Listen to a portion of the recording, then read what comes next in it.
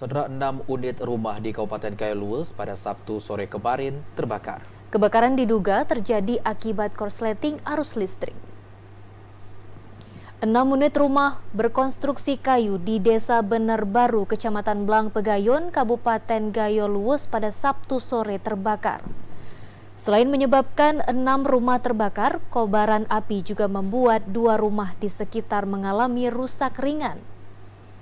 Kebakaran tersebut terjadi pada pukul 15 waktu Indonesia Barat. Untuk melakukan pemadaman, sejumlah armada pemadam kebakaran dikerahkan. Selain itu, proses pemadaman juga dilakukan oleh warga setempat. Api berhasil dipadamkan pada pukul 16:45 waktu Indonesia Barat. Tidak ada korban jiwa dalam peristiwa ini, namun kerugian ditaksir mencapai ratusan juta rupiah. Kebakaran diduga terjadi akibat korsleting arus listrik. Meski begitu, pihak kepolisian masih melakukan penyelidikan terkait penyebab pasti kebakaran. Sementara itu, para korban masih mengungsi di kediaman keluarga dan kerabat.